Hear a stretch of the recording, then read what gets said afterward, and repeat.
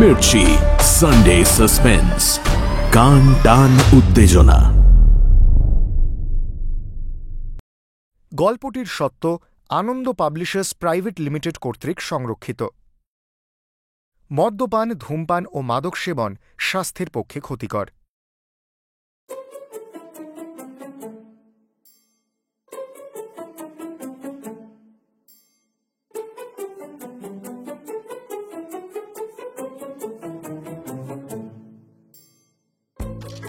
বাংলা সাহিত্যের রোমাঞ্চকর কিছু গল্প দিয়ে সাজানো আমাদের এই বিশেষ নিবেদন সানডে সাসপেন্স। আজ আপনার জন্য প্রেমেন্দ্র মিত্রর লেখা ঘনাদা কাহিনী মশা। বিখ্যাত কবি, ঔপন্যাসিক, প্রবন্ধকার ও চলচ্চিত্রকার প্রেমেন্দ্র মিত্র। তাঁর জন্ম ৪ সেপ্টেম্বর ১৯০৪ সালে, মৃত্যু ৩রা মে ১৯৮৮। একদিকে যেমন হানা বাড়ি বা চুপি চুপি আশের মতো ছবি পরিচালনা করেছেন, অন্যদিকে তেমনই সৃষ্টি করেছেন মামা বাবু, পরাশর বর্মা, মেজ কর্তার মতন চরিত্র।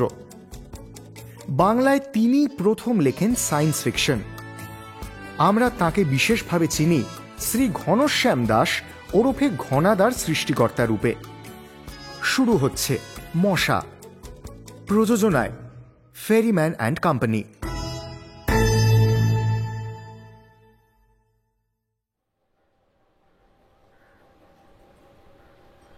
গল্পটাই আগে বলবো না গল্প যার মুখে শোনা সেই ঘনশ্যামদার বর্ণনা দেব বুঝে উঠতে পারছি না। গল্পটা কিন্তু ঘনশ্যামদা সংক্ষেপে ঘনাদার সঙ্গে এমনভাবে জড়ানো যে তার পরিচয় না দিলে গল্পের অর্ধেক রসই যাবে শুকিয়ে। সুতরাং ঘনাদার কথা দিয়েই শুরু করা বোধহয় উচিত। ঘনাদার রোগা, লম্বা, শুকনো হাড় বার করা এমন একরকম চেহারা যা দেখে বয়স আন্দাজ করা একেবারে অসম্ভব।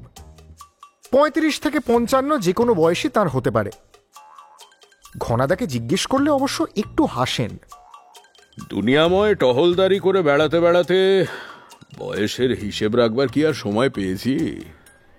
তবে বলে ঘনাদা যে গল্পটা শুরু করেন সেটা কখনো সিপাই মিউটিনির, কখনো বা রুশ জাপানের প্রথম যুদ্ধের সময়কার। সুতরাং ঘনাদার বয়স আন্দাজ করা আমরা ছেড়ে দিয়েছি। শুধু এইটুকুই মেনে নিয়েছি যে গত ২০০ বছর ধরে পৃথিবীর হেন জায়গায় নেই যেখানে তিনি যাননি, হেন ঘটনা ঘটেনি যার সঙ্গে তার কোনো যোগ নেই। কয়েক বছর হলো কেন যে কৃপা করে তিনি আমাদের এই গলিটির ছোট্ট মেসে এসে উঠেছেন তা ঠিক বলতে পারি না। আমাদের ছুটি ছাটার আড্ডায় তিনি যে নিয়মিতভাবে এসে বসেন এও তাঁর অসীম করুণা বলতে হবে। প্রায় অবশ্য তিনি ভয় দেখান যে পাত্তাড়ি গুটিয়ে আবার নিরুদ্দেশ হয়ে যাবেন, কিন্তু সাধারণত সেটা মাসের শেষে মেসের খরচের তাগাদা পড়বার সময়। বুঝে শুনে কিংবা হতাশ হয়ে তাঁর কাছে তাগাদা করা আমরা ছেড়ে দিয়েছি। ঘনাদা আমাদের আড্ডায় এসে নিয়মিতভাবে সবচেয়ে ভালো আরাম কেদারাটায় বসেন। যার ভাগ্য যেদিন ভালো থাকে তার কাছে সেদিন সিগারেট চেয়ে নিয়ে ধরান। তারপর চোখ বুজে প্রায় ধ্যানস্থ হয়ে থাকতে থাকতে হঠাৎ হয়তো আমাদের কোনো একটা কথায় বেশ একটু উচ্চস্বরেই হেসে ওঠেন। অপ্রস্তুত হয়ে আমরা তখন তার দিকে তাকাই। ঘনাদা একটু নড়ে চড়ে উঠে বসে সিগারেটে একটা লম্বা টান দিয়ে ঈষৎ বিদ্রূপের স্বরে বলেন, কি কথা হচ্ছিল? বন্যার? আমরা লজ্জিতভাবে স্বীকার করি যে সামান্য দামোদরের বানের কথা আমরা আলোচনা করছিলাম। ঘনাদা আমাদের দিকে এমন করুণা মিশ্রিত অবজ্ঞার সঙ্গে তাকান, মনে হয় দামোদরের বানে আমাদের নিজেদের ভেসে যাওয়াই ভালো ছিল। তারপর জিজ্ঞাসা করেন, টাইডাল ওয়েভ কাকে বলে জানো? দেখেছ কখনো সেই প্রলয়ের ঢেউ যাকে বলে সমুদ্র জলোচ্ছ্বাস? সংকুচিতভাবে স্বীকার করি যে নামটা জানলেও ব্যাপারটা সম্বন্ধে নিজেদের কোনো অভিজ্ঞতা নেই। ঘনাদা হেসে বললেন, কেমন করে আর থাকবে? তাহলে শোনো, তখন মুক্তোর ব্যবসা করব বলে তাহিতি দ্বীপে গিয়ে উঠেছি। ঘনাদার সেই সুদীর্ঘ চিত্তাকর্ষক গল্প থেকে জানা যায় যে কি করে একরকম এক টাইডাল ওয়েভের মাথায় এক বেলায় তাহিতি থেকে একেবারে ফিজি দ্বীপে গিয়ে তিনি উঠেছিলেন। এই গল্প শোনার পর আমাদের অবস্থা কি হয় তা বলাই বাহুল্য। দিনে দুপুরে সূর্যের সামনে মিটমিটে লণ্ঠনের মতো আর কি। ঘনাদার ভয়ে আমাদের অত্যন্ত সাবধানে কথাবার্তা বলতে হয়, কিন্তু আটঘাট বেঁধে যতই কিছু বলি না কেন, ঘনাদার হাত থেকে নিষ্কৃতি নেই। দেখা যায় ঠিক তিনি টেক্কা দিয়ে বসে আছেন। হয়তো কথায় কথায় কেউ বলেছে যে আজকাল অনেকেরই চোখে চশমা। ঘনাদা তার মার্কামারা হাসিটি হেসে অমনি গিয়ে উঠলেন একেবারে অ্যান্ডিজ পাহাড়ের চূড়োয়, পৃথিবীর সবচেয়ে বড় পাখি কন্ডর শকুনের বাসার খোঁজে। হ্যাঁ, চোখের জোর দেখেছি বটে সেবার। অ্যান্ডিজ পাহাড়ের ওপর পথ হারিয়ে ফেলেছি, শীতে প্রায় জমে যাওয়ার জোগাড়। সঙ্গে একজন আর্জেন্টাইন শিকারী আর বোরোরো জাতের এক 6.5 ফুট লম্বা রেড ইন্ডিয়ান গাইড। সন্ধে হয় আর খানিকক্ষণের মধ্যে পথ না খুঁজে পেলে এই পাহাড়ের ওপরেই বরফ চাপা পড়ে মরতে হবে। এমন সময় আমাদের চূড়োর নিচেকার খানিকটা মেঘ একটু ফাঁক হয়ে গেল, কিন্তু 12,000 ফুট ওপর থেকে সেই ফাঁক দিয়ে কি আর দেখা যাবে। কিন্তু তখন বোরোরো জাতের তীক্ষ্ণ দৃষ্টির কথা তো জানতাম না। হাত দুটো দূরবীনের মতো করে সে একবার চোখের সামনে ধরল, তারপর বলল, ব্যাস আর ভয় নেই। অবাক হয়ে জিজ্ঞাসা করলাম, ভয় তো নেই, কিন্তু কি দেখতে পেলে তুমি? সে হেসে বললে, ওই তো নিচে শিকারীদের তাঁবু ফেলা রয়েছে। বড় একটা কুকুর নিয়ে লাল কোট পরা এক শিকারী এইমাত্র তাঁবুতে ঢুকলো। শুনে আমি তো অবাক। ঘনাদার কথা শুনে আমরা ততোধিক অবাক হয়ে বললাম, 12,000 ফুট ওপর থেকে লাল রঙের কোট পর্যন্ত দেখতে পেলে? তা না হলে আর চোখের জোর কিসে? শকুনের চোখ কিরকম জানো? 2 মাইল ওপর থেকে ভাগাড়ের গরুর লাশ ওরা দেখতে পায়। এই বোরোরো শিকারীদের চোখ তেমনই। এরপর আমরা যে নির্বাক হয়ে গেলাম তা বলাই বাহুল্য। প্রায় নির্বাক হয়েই আজকাল থাকি। এর ভেতর থেকে সেদিন কি থেকে বুঝি মশার প্রসঙ্গ উঠে পড়েছিল। ঘনাদা তখন এসে পৌঁছননি, তাই বোধহয় আমাদের অতটা সাহস। তাছাড়া ভেবেছিলাম যে সামান্য মশা মারবার ব্যাপারে ঘনাদা তার কামান দাগা প্রয়োজন বোধ করবেন না, কিন্তু ভুল ভাঙতে আমাদের দেরি হলো না। বিপিন সবে তাদের গায়ে কিভাবে মশা মারবার ব্যবস্থা হচ্ছে সেই কথা তুলেছে, হঠাৎ দরজায় ঘনাদার আবির্ভাব। কি কথা হচ্ছিল হে? আমরা অত্যন্ত সংকুচিত হয়ে বলি, না এমন কিছু নয়, এই মশা মারবার কথা বলছিলাম। বিপিন তাড়াতাড়ি আরাম কেতারাটা ছেড়ে সসম্মানে ঘনাদার জন্য জায়গা করে দেয়। ঘনাদা তাতে সমাসীন হয়ে শিশিরের কাছে একটা সিগারেট চেয়ে নিয়ে ধরিয়ে বললেন, ও মশা। উফ, আমরা কতকটা আশ্বস্ত হই। যাক, ঘনাদার দৃষ্টি তাহলে মশা পর্যন্ত পৌঁছবে না। কিন্তু পর মুহূর্তেই বোমা ফাটল। যে সে বোমা নয়, একেবারে অ্যাটমিক। মেরেছিলাম একবার একটা মশা। আমরা স্তম্ভিত। ঘনাদা মশার প্রসঙ্গ বাদ দিতে চান না দেখে নয়, তারই অবিশ্বাস্য বিনয় নিয়ে স্তম্ভিত। মশাই যদি মারতে হয় তাহলে ঘনাদা মাত্র একটি মশা মারবেন যে কল্পনাও করা যায় না। শিশির সাহস করে বলেই ফেলল, একটি মশা মেরেছিলেন? একটি মাত্র মশাই জীবনে মেরেছি।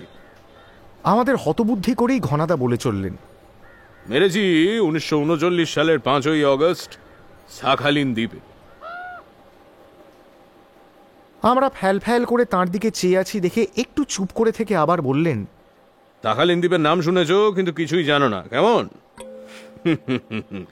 দ্বীপটা জাপানের উত্তরে সরু একটা করাতের মতো, উত্তর দক্ষিণে লম্বালম্বি হয়ে পড়ে আছে। তার দক্ষিণ দিকটা ছিল জাপানিদের আর উত্তরটা রাশিয়ার। সেই দ্বীপের পূব দিকের সমুদ্রকূলে তখন অ্যাম্বার সংগ্রহ করবার একটা কোম্পানির হয়ে কাজ করছি। এমন অখাদ্য পাণ্ডববর্জিত জায়গা দুনিয়ায় আর আছে কিনা সন্দেহ।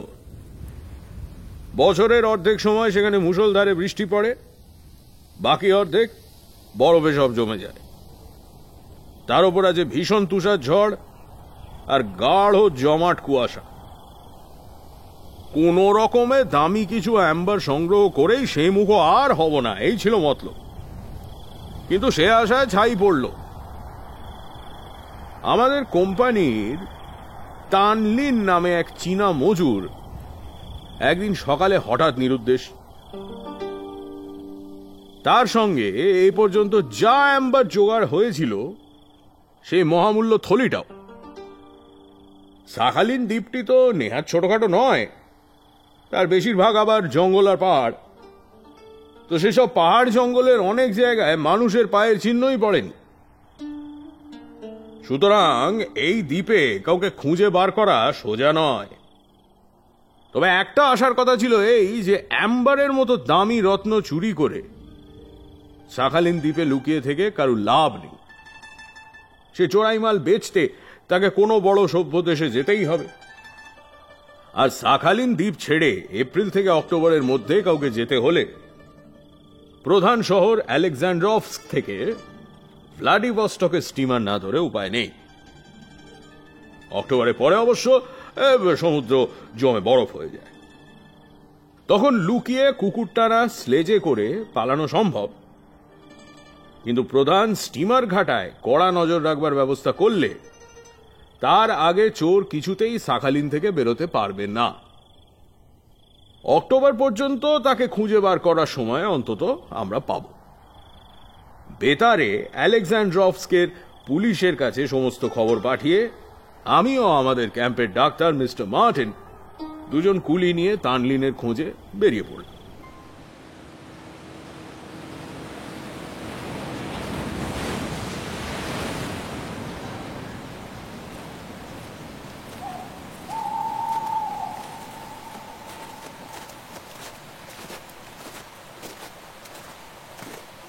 কয়েকদিন জলা জঙ্গল ঘুরে ঘুরে যখন প্রায় হতাশ হয়ে উঠেছি, তখন হঠাৎ ভাগ্যক্রমে একটা হদিশ পেয়ে গেলাম।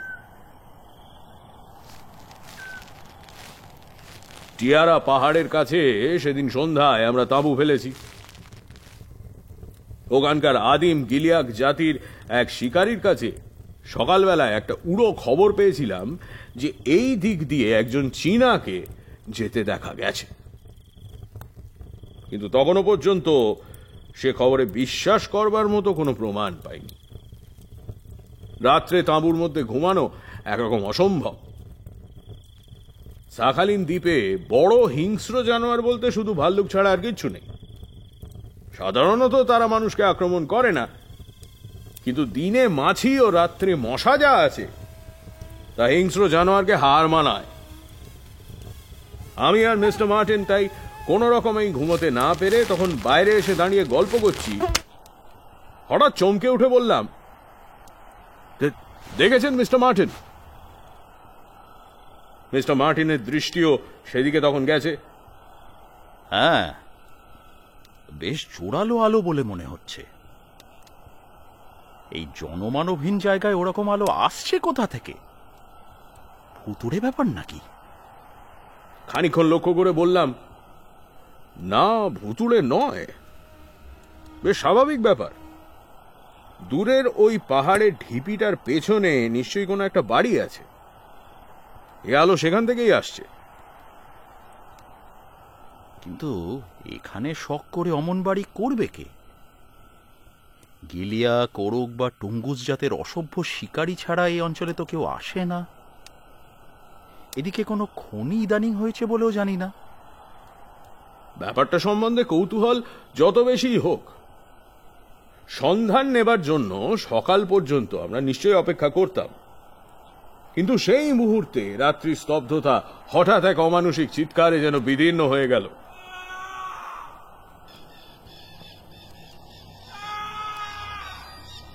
একবার আমি ও মিস্টার মার্টিন দুজনের মুখের দিকে চাইলাম, তারপর ভেতর থেকে টর্চটা বার করে এনে কোনো কথা না বলেই বেরিয়ে পড়লাম।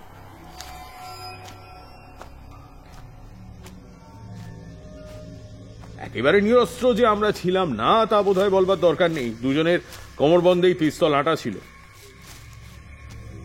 যে পাথুরে ঢিবিটার পেছন থেকে আলো দেখা যাচ্ছিল সেটা খুব বেশি দূরে নয়। শতিনেক গজ হবে। ঢিবিটার পাশ দিয়ে ঘুরে যাওয়ার পরেই দেখা গেল আমাদের অনুমান ভুল হয়নি।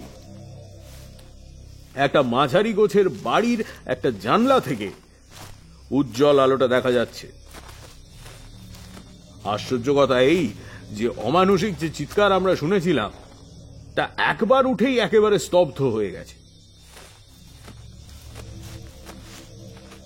চারিধার এমন শান্ত যে দুজনে একসঙ্গে সে শব্দ না শুনলে মনের ভুল বলেই সেটা গণ্য করতাম। বাড়িটার কাছে এসে তখন আমরা বেশ একটু ফাঁপড়ে পড়েছি। এখন করা যায় কি? অজানা জায়গায় সম্পূর্ণ অপরিচিত এক বাড়িতে হঠাৎ মাঝরাতে এসে ডাকাডাকি করাটা মোটেই সুবিধের হবে না, সেটা বুঝতে পারছিলাম। কিন্তু ফিরে যাওয়া তো আর তখন যায় না। যে জানলাটা দিয়ে আলো আসছিল সেখানে গিয়ে সাবধানে একবার উঁকি দিলাম। মস্ত বড় একটা ঘর, মিউজিয়াম যেমন থাকে অনেকটা সেই রকম। প্রকাণ্ড একটা কাঁচে ঘেরা টেবিল ঘরটার মাঝখানে বসানো। সে কাঁচের ভেতরে কি আছে দেখতে পেলাম না। লোকজনও কেউ সেখানে নেই, এত রাত্রে থাকবার কথাও নয়। সেখান থেকে সরে এসে দরজায় ধাক্কা দেব কিনা ভাবছি, এমন সময় পেছন থেকে সরু অথচ তীক্ষ্ণ কণ্ঠে একটা আদেশ শুনলাম, প্রাণে বাঁচতে চাও তো হাত তোলো। চমকে ফিরে দাঁড়িয়ে দেখি বেটে গোছের জোয়ান একটা লোক আমাদের দিকে একটা পিস্তল উঁচিয়ে দাঁড়িয়ে আছে। তার পেছনে লম্বা চওড়া যমদূতের মতো চেহারার একটা প্রহরী, তারও হাতে পিস্তল। ব্যাপারটা বেশ নাটুকে হয়ে জমে উঠেছিল বটে, কিন্তু শেষ পর্যন্ত পরস্পরের পরিচয় পাওয়ার পর সব আবার থিতিয়ে সহজ হয়ে গেল।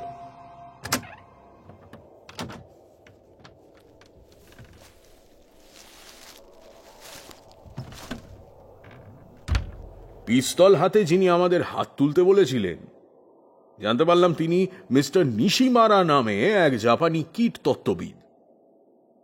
শাখালিনের কীট পতঙ্গ নিয়ে গবেষণা করবার জন্য এইখানে তিনি ঘাঁটিটি বসিয়েছেন।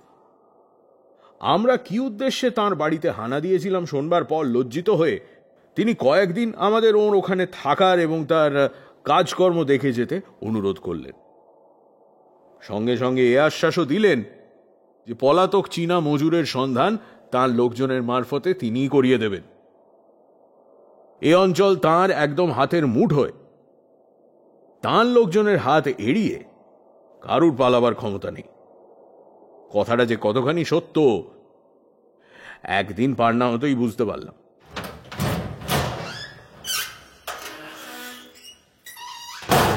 পরের দিন সকালেই মিস্টার নিশিমারা তাঁর গবেষণাগার আমাদের ঘুরিয়ে ঘুরিয়ে দেখিয়ে অনেক কিছু বুঝিয়ে দিলেন।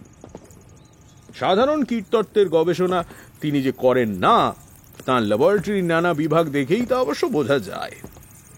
শুধু পর্যবেক্ষণ নয়, কীটপতঙ্গ লালন পালন ও পরিবর্ধন করবার জন্য রাসায়নিক ও বৈদ্যুতিক নানা যন্ত্রপাতি ও উপাদান উপকরণ তার বিরাট ল্যাবরেটরিতে আছে। মিস্টার মার্টিন এক সময় তাকে জিজ্ঞেস করলেন, পোকামাকড়ের ভেতর মশাই দেখছি আপনার গবেষণার প্রধান বিষয়।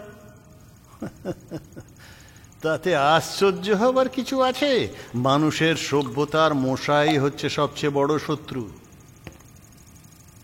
এই শাখালিন দ্বীপ থেকে শুরু করে সমস্ত পৃথিবীতে শুধু ম্যালেরিয়ার বাহন হিসেবে মশা কি পরিমাণ ক্ষতি প্রতিনিয়ত করছে ডাক্তার হিসেবে আপনার নিশ্চয়ই অজানা নয়। কিন্তু আপনার গবেষণাগারে তো দেখছি মশার লালন পালনই হলো আসল কাজ। এর দ্বারা ম্যালেরিয়ার কি প্রতিকার হবে বুঝতে পারছি না। না বুঝবারই কথা। শুধু মশা মেরে নয়, মশা যাতে আর ম্যালেরিয়ার বাহন না হতে পারে সেই চেষ্টা করে আমি ম্যালেরিয়ার সমস্যার নতুনভাবে সমাধান করতে চাই। মশা কি করে রোগের জীবাণু ছড়ায় আপনাদের নিশ্চয়ই জানা আছে। তার মুখ একটা ডাক্তারি যন্ত্রের বাক্স বললেই হয়। গায়ের ওপর বসে প্রথমে একটা যন্ত্রে সে চামড়া ফুটো করে, তারপর আরেকটি যন্ত্রে মুখের লালা সেখানে লাগিয়ে দিয়ে আমাদের রক্ত যাতে চাপ না বেঁধে যায় তার ব্যবস্থা করে। এরপর তৃতীয় যন্ত্র নল দিয়ে সে রক্ত শুষে নেয়। আমাদের শরীরে যে রোগের জীবাণু ঢোকে সে তার ওই দ্বিতীয় যন্ত্রের লালা থেকে। মশার জন্মের পর যদি কোনো উপায়ে সেই লালার এমন রাসায়নিক পরিবর্তন করে দেওয়া যায় যে বিষাক্ত ম্যালেরিয়ার জীবাণু তার ভেতরে বাঁচতেই পারবে না, তাহলে মশা হাজার কামড়ালেও আর আমাদের ভয় নেই। আমার গবেষণাগারে মশার লালা পরিবর্তনের সেই চেষ্টাই আমি করছি। বিশ্বাস করি না করি নিশিমারার কথায় প্রতিবাদ কিছু করিনি। সমস্ত গবেষণাগারটা আমাদের কাছে তখনই কেমন রহস্যময় মনে হয়েছে। আগের রাত্রে সেই অমানুষিক চিৎকারের শব্দের কথা তখনও ভুলতে পারিনি। নিশিমারাকে জিজ্ঞাসা করায় তিনি সেটা কোনো বন্য জন্তুর আওয়াজ বলে হেসে উড়িয়ে দিয়েছিলেন বটে, কিন্তু মনে হয়েছে তিনি যেন কিছু গোপন করে যাচ্ছেন। সেই গোপন রহস্য যে কি সেই দিন রাত্রেই টের পেলাম।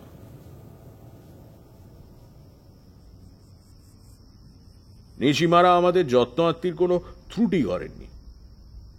রাত্রে খাওয়া দাওয়া সেরে আমরা তখন আমাদের জন্য নির্দিষ্ট ঘরটিতে শুতে এসেছি, হঠাৎ মিস্টার মার্টিন বললেন, এরই মধ্যে শুয়ে কি হবে, আসুন একটু বাইরে ঘুরে আসি। তার কথায় রাজি হয়ে বাইরে বেরোতে গিয়ে অবাক হয়ে গেলাম।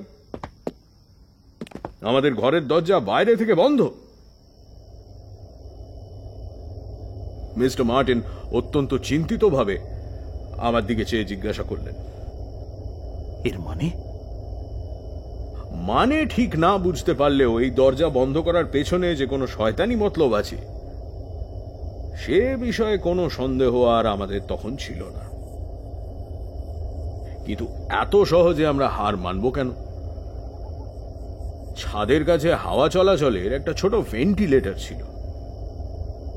কোন রকমে তারই পাল্লা ভেঙে দুজনে সেখান দিয়ে গলে বাইরে গিয়ে নামলাম।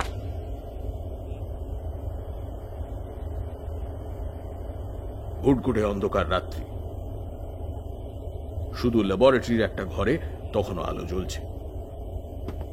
সন্তর্পণে সেই ঘরটার পেছনে একটা জানলার ধারে গিয়ে দাঁড়াবার আগেই সেই কালকে রাতের মতো রক্ত জল করা আর্তনাদ শুনতে পেলাম।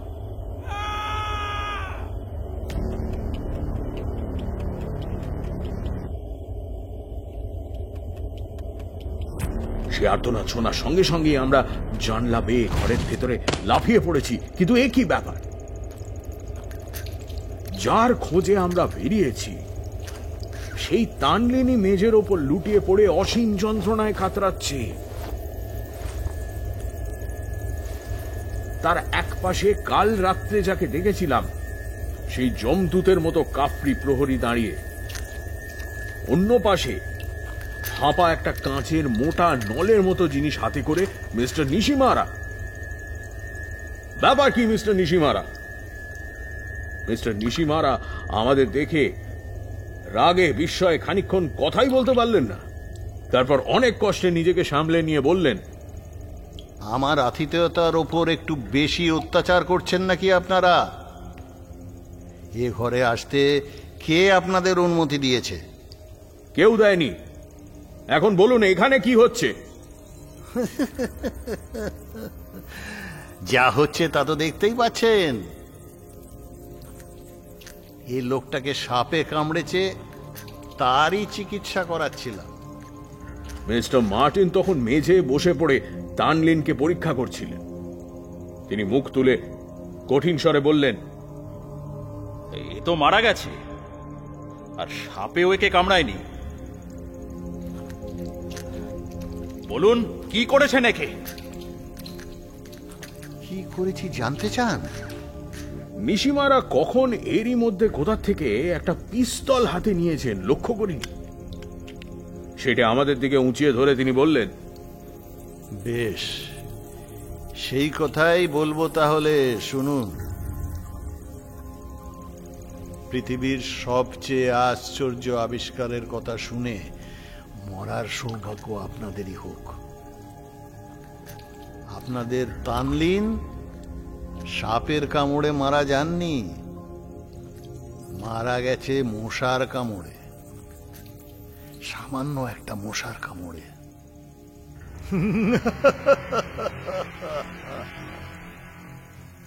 নিশিমারা তীক্ষ্ণ উচ্চ অট্টহাস্যে আমাদের স্তম্ভিত করে আবার বলতে লাগলেন, বিশ্বাস করতে পারছেন না ব্যাপারটা?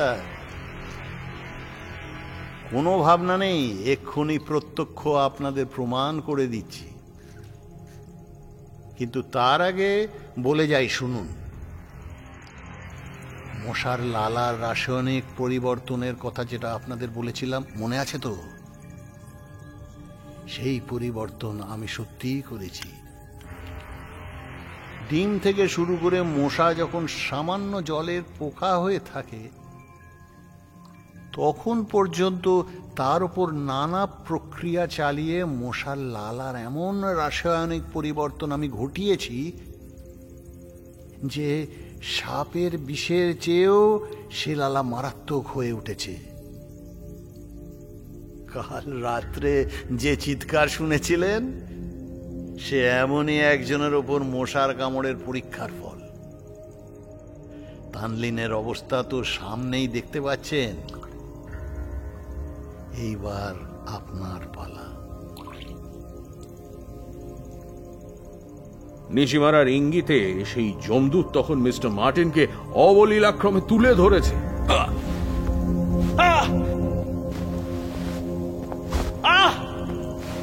তার দিকে এগিয়ে গিয়ে নিশিমারা বললেন, এই কাঁচের নলটা দেখছেন?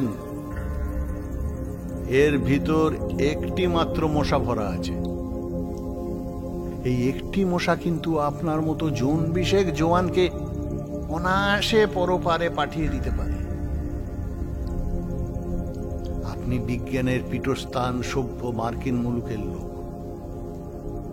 তাই আপনাদের দুই বন্ধুর মধ্যে বিজ্ঞানের পরীক্ষায় প্রাণ দেওয়ার গৌরব আমি আপনাকেই দিতে চাই। বেশি কিছু আপনাকে করতে হবে না। এই নলটি এমন কায়দায় তৈরি যে গায়ে চেপে ধরার সঙ্গে সঙ্গে সামনের ঢাকনাটা ভেতর থেকে খুলে যায়। হিংস্র মশাটা উড়ে এসে কামড়ে দিতে দেরি করে না। সমস্ত মাথার ভেতর কেমন ঝিমঝিম করছিল, মনে হচ্ছিল আর যেন দাঁড়াতে পারবো না। কিন্তু তারই মধ্যে হঠাৎ মরিয়া হয়ে সজোরে একটা ঘুষি ছুড়লাম।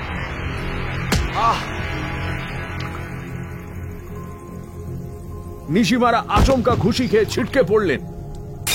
সঙ্গে সঙ্গে তার হাত থেকে কাঁচের নলটা মেঝে আছড়ে পড়ে চুরমার হয়ে গেল। তারপর যে ব্যাপারটা ঘটল তা বর্ণনা করা যায় না। কল্পনা করো যে ভাঙা নলের থেকে বেরিয়ে সেই সাক্ষাৎ সমন ঘরের ভেতরে উড়ে বেড়াচ্ছে,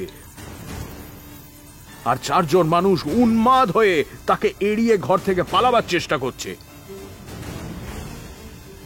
ঘরের মাঝখানে আবার তানলিনের মৃতদেহ।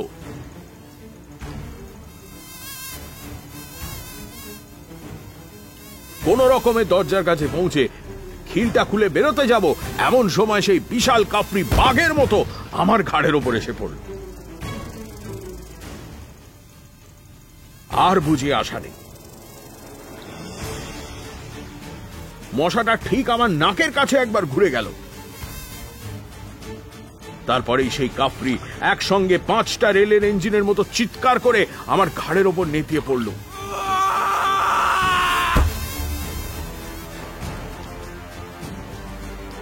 বুঝলাম মশার দংশন জ্বালার সঙ্গে সব জ্বালা তার জুড়িয়েছে।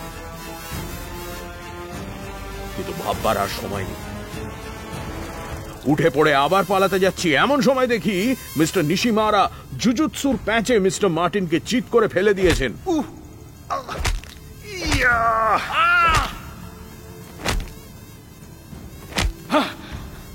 আর মশাটা ঠিক তার মাথার কাছে উঠছে। ছুটে গিয়ে একটা হ্যাঁচকা টান দিয়ে মিস্টার মার্টিনকে খানিকটা সরিয়ে দিলাম। সঙ্গে সঙ্গে নিশিমারার আর্তনাদ শোনা গেল। মশাটা ঠিক তার গালের ওপর গিয়ে বসেছে। এবার আর এক মুহূর্ত দেরি হলো না, আমার এক প্রচন্ড চাপড় গিয়ে পড়ল নিশিমারার গালে।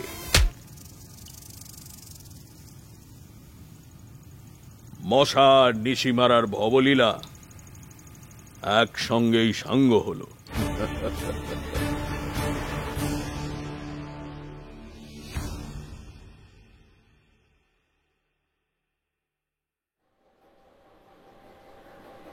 মশা মারবার পরিশ্রমী যেন হাঁপিয়ে একটা দীর্ঘশ্বাস ছেড়ে ঘনাদা বললেন, জীবনে তারপর মশা মারতে আর প্রবৃত্তি হয়নি।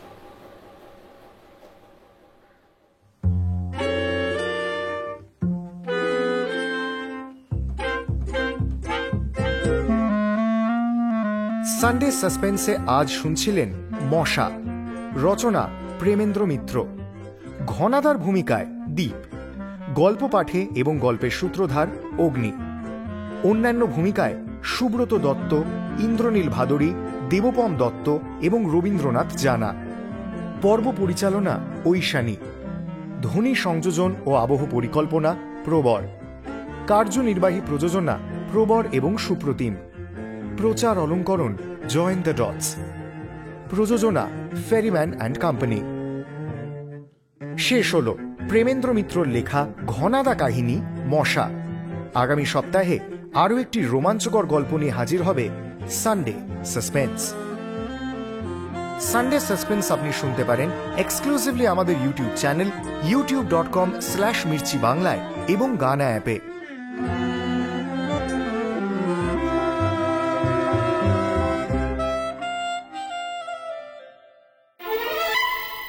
সানডে সাসপেন্স শুধুমাত্র মির্চিতে।